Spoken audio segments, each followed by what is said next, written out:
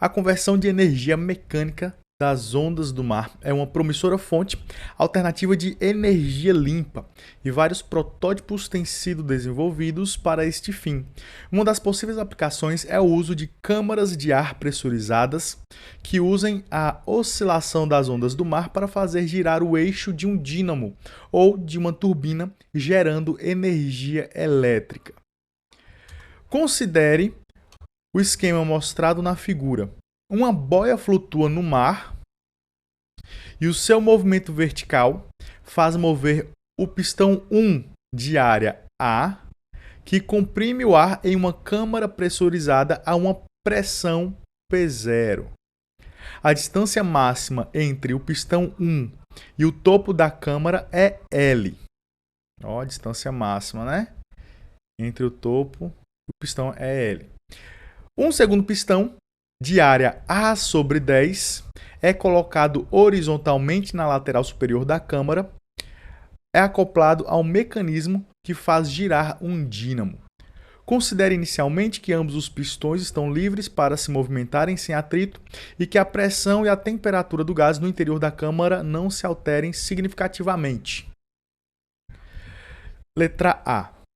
Se as ondas do mar forem ondas perfeitamente harmônicas, com velocidade de 3 metros por segundo e a distância entre as cristas for de 5 metros, calcule o período de rotação do dínamo. Então vamos olhar esse desenho aqui, vamos tentar entender ele um pouquinho melhor.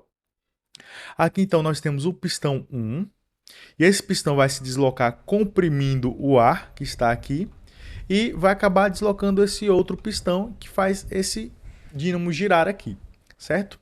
Então, qual é a ideia? Repare que essa boia vai ficar no movimento de sobe e desce, um movimento harmônico, certo? E o que acontece? Essa boia vai realizar esse movimento com um certo período, com uma certa frequência. Repare que vai chegar um momento onde ela vai estar na crista, depois ela vai para o vale, e vai ficar sempre crista e vale. E qual é a ideia? O período dessa boia vai ser igual ao período do dínamo, o período desse outro pistão. Repare que quando a boia está num vale, o pistão está nessa posição aqui. Quando a boia subir, né, quando a crista passar e a boia estiver bem aqui na crista, esse pistão vai se deslocar uma certa quantidade, que seria a quantidade máxima, e esse outro pistão aqui também vai se deslocar uma certa quantidade máxima. Dessa forma, né, ele vai estar aqui do outro lado, ó, essa haste aqui que faz ele girar, vai estar aqui do outro lado. E aí quando ele descer, quando a boia descer, o pistão vai voltar para o ponto que ele estava antes. Então, com isso eu posso concluir que o período da boia é igual ao período do pistão. Então, em outras palavras, eu quero encontrar o período da boia e consigo resolver a letra A. Beleza. Usando lá a equação fundamental da ondulatória, nós temos que V é igual a lambda vezes F. Quem é V? É a velocidade da onda, que é de 3 metros por segundo. Quem é lambda? Lambda vai ser o quê? A distância entre duas cristas, dois vales, certo? Nesse caso aqui eu tenho a distância entre duas cristas, que é de 5 metros. Então aqui vai ficar 5 vezes a frequência. Multiplicar pela frequência é a mesma coisa que dividir pelo período. Então eu vou fazer isso aqui, ó, vezes 1 sobre t. Beleza? E aí eu posso fazer o seguinte, o t está desse lado dividindo, eu passo ele multiplicando, o 3 eu passo dividindo, e aí nós já resolvemos esse problema. T, então vai ser igual a 5 sobre 3. Como está tudo no SI, então vai ser em segundo, tá? Então, letra A já foi para a conta. Vamos agora para a letra B. Na letra B, ele diz o seguinte, se a amplitude das ondas do mar é h, calcule a distância horizontal máxima D percorrida, olha só que era a distância horizontal máxima D percorrida pelo pistão 2. Então vamos lá, vamos fazer a letra B aqui do lado. Nesse caso, qual é a ideia aqui? Vamos voltar aqui para o desenho. Esse pistão A ele vai se deslocar uma certa quantidade aqui para cima.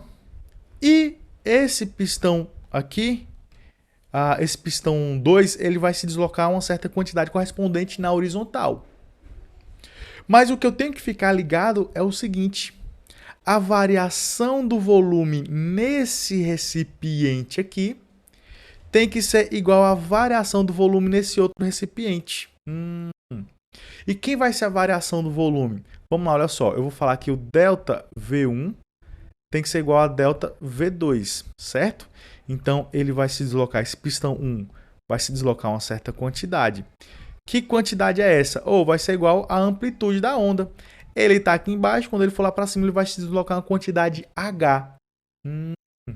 Então, H vai ser justamente a variação da altura aí.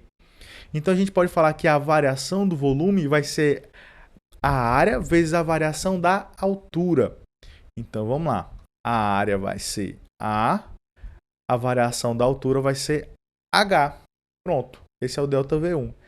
E o delta V2? Aqui vai ser a mesma ideia.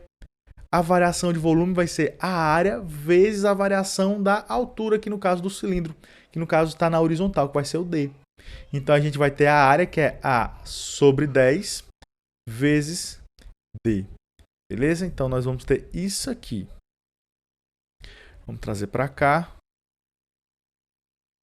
Nós vamos ter isso aqui. Resolvendo, o que nós vamos ter? Eu quero encontrar o Dzinho. Olha só. O A vai embora com esse A.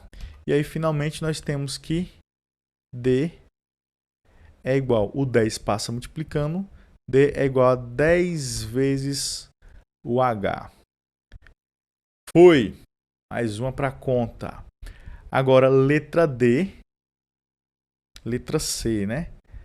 Letra C. O que ele fala na letra C? Calcule a pressão máxima na câmara, considerando... então eu quero pressão máxima na câmara, considerando que a temperatura do gás em seu interior não varie. Expresse sua resposta em termos da pressão inicial na câmara P0 e de L e de H. Só que olha só, para essa questão, para a letra C, eu vou considerar isso aqui, ó. O pistão agora, o pistão 2, ele está travado, ele não vai se movimentar, certo? Então aqui eu posso aplicar o quê? Posso aplicar a lei dos gases ideais. P0, V0 sobre T0 é igual a P1, V1 sobre T1. Mas olha só, a temperatura no interior do gás não vai sofrer variação. Então nós temos uma transformação isotérmica, né? Então, esse cara vai cortar com esse cara aqui, certo? Ia colocando ali que é igual a zero, mas não é igual a zero, tá? Um vai cortar com o outro ali. Sobrando apenas essa parte aqui de cima. P0V0 é igual a P1V1. Beleza? A pressão inicial no interior do recipiente é P0, que a própria questão informa lá em cima. Quem é o volume inicial? Vamos voltar aqui no desenho. O volume de todo o gás aqui, ó, é a área vezes a altura. A altura aqui vai ser L. Então, o volume vai ser A vezes L. Volume inicial. A, que vai ficar P0 vezes A vezes L. Isso é igual a P1. É justamente esse P1 que eu quero descobrir, a pressão máxima, tá? Então, esse P1, que eu vou chamar apenas de P, certo? Que vai ser a pressão máxima, vezes o volume. Mas na transformação isotérmica, a pressão é máxima quando o volume é mínimo. Beleza? Então, vamos encontrar o volume mínimo agora. Olha só. Quando esse gás sofrer a máxima compressão. Então, nesse caso, qual vai ser o volume do gás? Imagine que esse pistão se deslocou até aqui, ó. A área do pistão continua a mesma, então eu preciso encontrar a altura. Quem vai ser essa altura aqui? Vai ser todo o L menos o H aqui, ó. Menos o H, que foi o quanto que o pistão subiu, tá? Então, no caso, o volume que eu chamei de V1, né? Que é o próximo volume, vai ser o quê? A área vezes a altura, que é L menos H.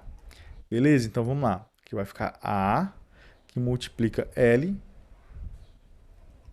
Isso é aqui da frente, L menos H. Beleza? O que é que eu posso cortar aí? As áreas nós podemos cortar. Então nós temos finalmente, olha só, o L menos H passa para o outro lado dividindo. Então a pressão máxima vai ser igual a P0 vezes L sobre L menos H. E aí nós conseguimos resolver a letra C. Beleza? Então espero que você tenha entendido. Até a próxima. Valeu!